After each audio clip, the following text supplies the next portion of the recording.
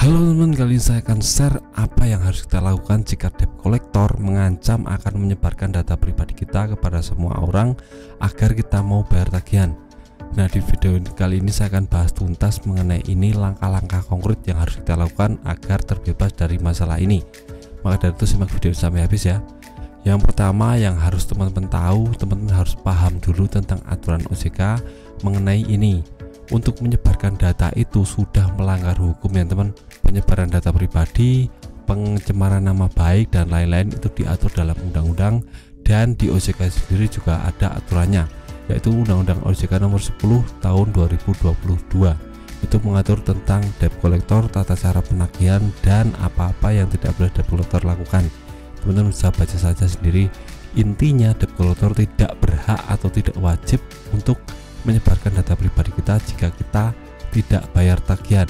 Itu sudah melanggar hukum, dan jika teman-teman sudah paham tentang aturan itu, teman-teman bisa counter balik atau serang balik debt collector itu. Teman-teman bisa chat saja Anda sudah melanggar hukum, nanti kalau sampai data saya tersebar Anda akan saya pidanakan, ada kasus, ada delik hukum ya mengatur tentang itu. Nanti debt collector juga akan takut kalau kita sudah paham tentang aturan ini. Jika nekat disebarkan, nanti debt collector juga akan kena imbasnya. Debt collector akan berurusan dengan hukum, berurusan dengan polisi, karena sudah mencemarkan nama baik kita, menyebarkan data pribadi kita. Itu harus teman-teman lakukan. Teman-teman harus punya mental yang kuat untuk chat dengan debt collector atau telepon dengan debt collector agar nantinya teman-teman bisa menang ya. Kalau nggak seperti ini, debt collector akan semena-mena kepada teman-teman, dan teman-teman akan kalah dalam berbicara. Nanti ujung-ujungnya teman-teman akan bayar tagihan. Itu tidak saya sarankan. Terus apakah yang harus kita lakukan jika kontak darurat kita dihubungi terus oleh debt collector, ditanyakan, disuruh bayar seperti itu? Nah, ini mengacu pada debt collector yang sangat amat tidak baik ya teman. Ada sebagian debt collector yang berprasangka buruk, melakukan tindak kekerasan atau melakukan teror-teror, ancaman-ancaman kepada kita, kepada kontak darurat kita kalau nomor kita tidak bisa dihubungi. Itu bagaimana caranya?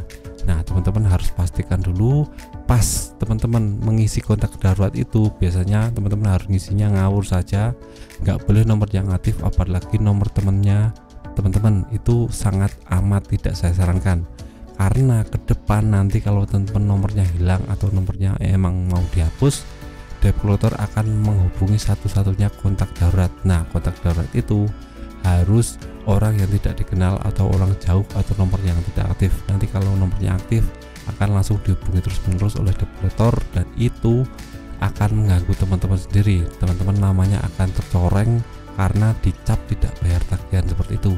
Nah, solusi dari saya adalah teman-teman harus negosiasi atau berhubungan langsung dengan kontak darurat itu, ngomong baik-baik. Kalau ini ada debt collector yang menagih terus-terusan padahal teman nggak pinjam seperti itu, jadi teman-teman harus ngomong sama yang punya kontak darurat, atau untuk lebih baiknya teman-teman sarankan untuk kontak darurat itu untuk mencopot nomornya, karena biasanya untuk debt collector atau customer service ini nomornya ganti-ganti ya teman. Jadi teman-teman blokir, nanti ganti nomor, telepon lagi, teman-teman blokir, ganti nomor, telepon lagi, seperti itu. Kedepannya akan mengganggu sekali teman-teman ya. Teman-teman tidak fokus dalam bekerja, terus memikirkan ini terus. Jadi saran saya teman-teman copot saja kartunya agar debt collector tidak mengganggu teman-teman. Nah, itu saja dua masalah dari saya dan solusinya agar teman-teman bisa paham, bisa mengerti, dan bisa langsung praktekkan ini langsung ya teman. Jadi nanti kedepannya debt collector tidak akan langsung menagih teman-teman.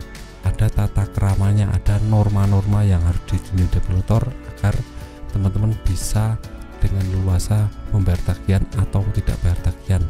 Itu saja dari saya. Jika teman-teman ada pertanyaan lain seputar debt collector, bisa tulis di kolom komentar.